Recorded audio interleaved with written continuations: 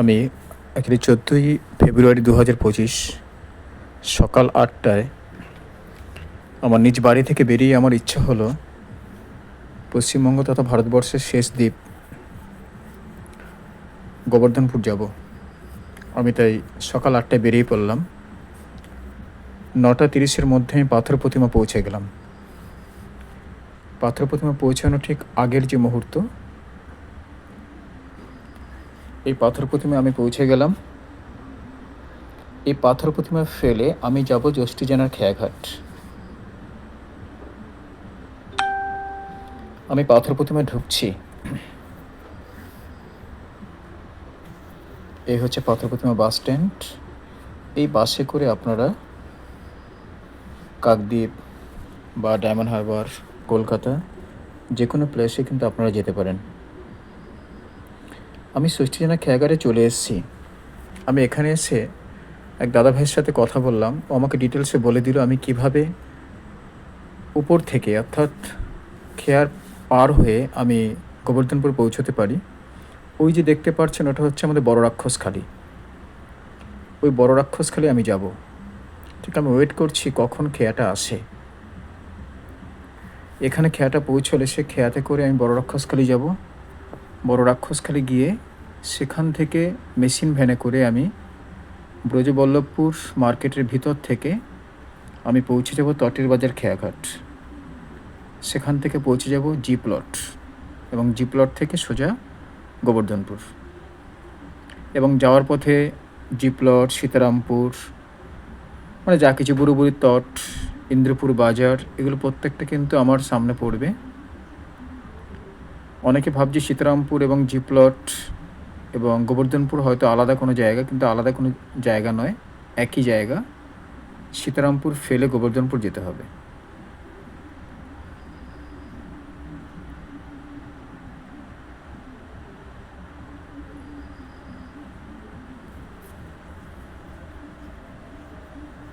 এই হচ্ছে ষষ্ঠীজানা খেয়াঘাট থেকে বড় রাক্ষসখালি যাওয়ার মাঝে এই নদী। এই নদী পেরিয়ে আমরা আর কিছুক্ষণের মধ্যেই বড় রাক্ষসখালি খেয়াঘাটে পৌঁছে যাব।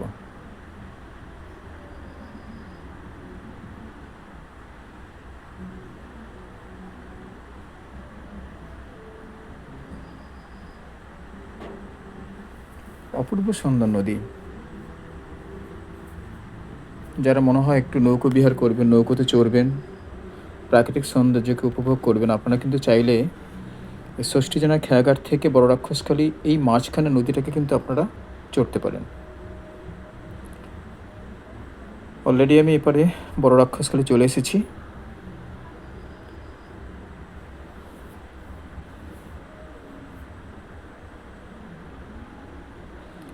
বড় রাক্ষসখালি থেকে আমি নিয়ার অ্যাবাউট 15 কিলোমিটার সাইকেলিং করে মানে তটের বাজার যে খেয়াঘাট আমি সেদিকে যাচ্ছি। এই হচ্ছে তটের বাজার খেয়াঘাটের ঠিক আগের প্রাকৃতিক দৃশ্য। দুদিকে পুরো জঙ্গল, সুন্দরবনের পুরো আভাস পাওয়া যায় দুদিকে তাকালে।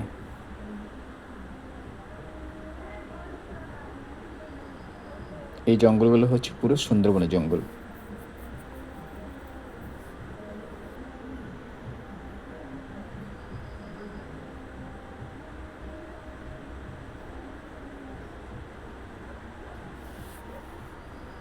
আর কিছুক্ষণের মধ্যে আমি তটের বাজার খেয়াঘাটে পৌঁছে যাব। সেখানে কি নৌকা অনেকক্ষণ ওয়েট করছিলাম। এই হচ্ছে এটা তটের বাজারের খেয়াঘাট এবং ওই যে দ্বীপটা দেখা যাচ্ছে ওটা হচ্ছে জি প্লট। এগুলো সব সমুদ্রে মাছ ধরতে যায় ট্রলার। আর কিছুক্ষণের মধ্যে আমাদের নৌকাটা ছেড়ে দেবে। এখানে দেখলাম একটা সুন্দরবন ভ্রমণের একটা লঞ্চ দাঁড়িয়ে আছে। আমার মনে হলো এখান থেকে হয়তো সুন্দরবন ট্যুরগুলো হয়। দেখুন বাইক, সাইকেল সব এখান থেকে পার হয় এই পথেই। গভীর জঙ্গল। জঙ্গল দেখতে হলে আপনাকে অবশ্যই কিন্তু পাথর প্রতিমা থেকে এদিকে দক্ষিণ সাইডে আসতে হবে। কিছুক্ষণের মধ্যেই আমি পৌঁছে যাব জি প্লট খেয়াঘাটে।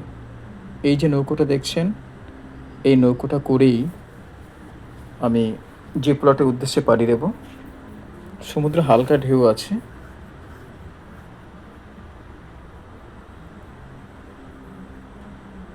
কত কষ্ট করে বাইক পার করছে।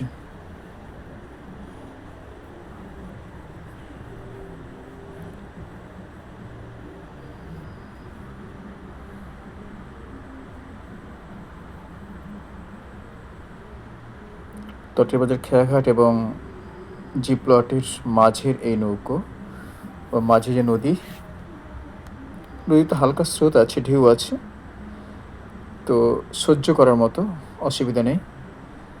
কিছু লোক হয়ে গেলেই কিন্তু নৌকোটা ছেড়ে দেবে। এই যে নৌকোগুলো দেখছেন, এগুলো হচ্ছে পুরোপুরি ফিশিং ট্রলার।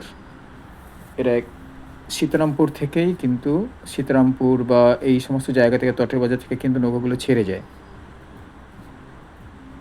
তো এখান থেকে পুরো মার্কেটিং করে বাজারহাট করার পরে, বরফ তেল সব কিছু নেওয়ার পরে কিন্তু ওরা পাড়ি দেয় মহাসমুদ্রে। আমি কিছুক্ষণের মধ্যে পৌঁছে যাব জি প্লটের খেয়াঘাটে।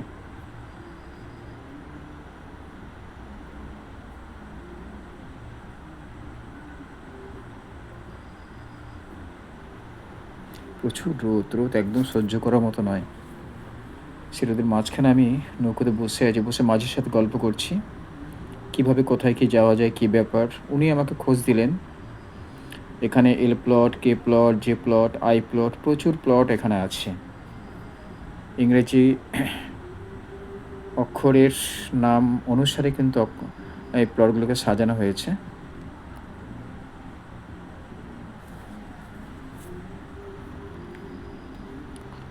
ছাতা মাথায় দিয়ে অলরেডি আছে আমাদের মাঝি।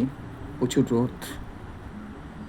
উনি আমাকে অনেক ডিটেলসে বললেন এই জি প্লট, সীতারামপুর বা গোবর্ধনপুরের অনেক ইতিহাস। এখানকার মানুষগুলো না একদম সহজ সরল। এদেরকে জিজ্ঞাসা করলে এরা কিন্তু মুখ ফিরিয়ে নেয় না। এরা সময় দিয়ে কিন্তু সব কিছুকে বলে। আমাকে বললেন, উনি বললেন যে এখান থেকে সবুজ বাজার নামক যে জায়গাটা আছে, সেখান থেকে কে প্লটে যাওয়া যায়। এই একটু পরে পৌঁছে যাব জি প্লট। ওই যে দেখা আছে জি প্লট, ওখান থেকে শুরু হবে। ওখান থেকে চাঁদমারি, খেয়াঘাট, সবুজ বাজার এবং সীতারামপুর, গোবর্ধনপুর সমস্ত জায়গায় যাওয়ার একটা গন্তব্যস্থান। এখান থেকে শুরু হতে হয়। বিশাল বড় এই প্লটটা, যে প্লটটা।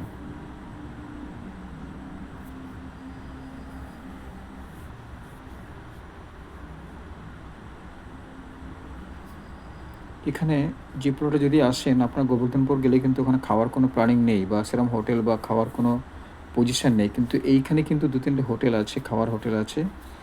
যারা মনে হয় এখান থেকে খেয়ে নেবেন, তো আপনারা কিন্তু এখান থেকে খেয়ে কিন্তু বেরোতে পারেন, বা শুকনো খাবার নিয়ে কিন্তু আপনারা গোবর্ধনপুর উদ্দেশ্যে পাড়িয়ে দিতে পারেন। এই হচ্ছে জি প্লট গ্রাম পঞ্চায়েত। খুব ডেভেলপ, প্রচুর উন্নত এই প্লটগুলো, যেরকম সাগরদ্বীপ উন্নত। আপনাদেরকে একটা কথা বলি, 2023 সালের রিপোর্ট, শিক্ষায় আমাদের টোটাল ব্লকগুলির মধ্যে কিন্তু পাথর প্রতিমা এগিয়ে আছে। কিন্তু দেখুন কত অনুন্নত এই প্লটগুলো। আগে ছিল আমাদের সাগরদ্বীপ, শিক্ষায় সব থেকে এগিয়ে ছিল, প্রথম পজিশনে ছিল। এখন আছে পাথর, সেকেন্ড মনে হয় সাগরদ্বীপ আছে। এই সিঁড়ি পেরিয়ে আমি আসতে উপরে উঠবো। উপরে উঠে গিয়ে এখান থেকে আমি গোবর্ধনপুরের দিকে যাব। 5-7 বছর আগে একবার এসেছিলাম, সেটা হচ্ছে আমাদের পাথর প্রতিমা থেকে সীতারামপুরের ভুটুভুটি পথে। তখন কিন্তু এত প্রাকৃতিক সৌন্দর্য দেখার মতো ভাগ্য হয়নি, যেটা এবার আমার হচ্ছে। এখানকার অধিকাংশ মানুষ তারা কিন্তু মৎস্যজীবী, তারা মাছ চাষের উপরে বেশি নির্ভরশীল, মাছ ধরে জীবিকা নির্বাহ করে। কিছু কিছু মানুষ তারা কিন্তু অন্যান্য প্রফেশনে যুক্ত আছে। আমার এই তটের বাজার খেয়াঘাট থেকে জি প্লটে খেয়াঘাটে আমি এবং আমার সাইকেল দুজনা ভাড়া নিল 17 টাকা মাত্র, একদম কম ভাড়া। মানে 10 টাকা সাইকেলে নিয়েছে, আমার কাছ থেকে 7 টাকা নিয়েছে, মোট 17 টাকা নিয়েছে। আমি এপারে পৌঁছে গেছি। এপারে পৌঁছে আমাকে মাঝি বললেন যে এখান থেকে নিয়ার আবার 10 কিলোমিটার জি প্লট থেকে গোবর্ধনপুর।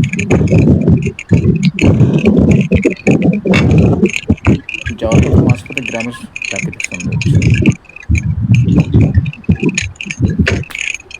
প্রচুর রোদ এবং সবথেকে বড় কথা, এটা যেহেতু অলরেডি মেয়ে বিয়ে তো, জিপ্লটের খেয়াঘাট তো পেরিয়ে মাঝে মাঝে সব ছেলে মেয়েগুলো গোবর্ধনপুর, ঘুরছে, তারা আবির সেদিকে আমি মাখছে আর যাচ্ছি। বলছে কিছু পয়সা দাও, পুজো দেবে। জিপ্লট খেয়াঘাট থেকে গোবর্ধনপুর আমার তো সত্যি যাওয়ার খুব ভালো লাগলো। মাঝখানে যে রাস্তা, আমাদের সেই রাস্তার আমার কাকু প্রাকৃতিক বলেছিল দৃশ্য, যে আমি কাল থেকে এই জিনিসটা নিয়ে যাব, যে জোর করে রং মাখলে যেটা আপনি পয়সা দেয় তারা, যেটা আমি পাথরে বা আপনাদের এখানে দেখানোর দেখলাম, চেষ্টা করছি। বাজে জিনিস। দেখুন, এই গ্রামের মাঝখানে রাস্তার দৃশ্য। দেখলাম মানে ভ্যানের উপরে বক্স রেডি করে তারা বাজাচ্ছে, মজা করছে। সব জায়গায় দেখা যায় ওয়েস্ট বেঙ্গলে, কিন্তু এই যে লাল হলুদ মাঝপথে আবির মাখিয়ে পুজোর জন্য চাঁদা দিন, এটা আমি যদিও দেইনি কাউকে,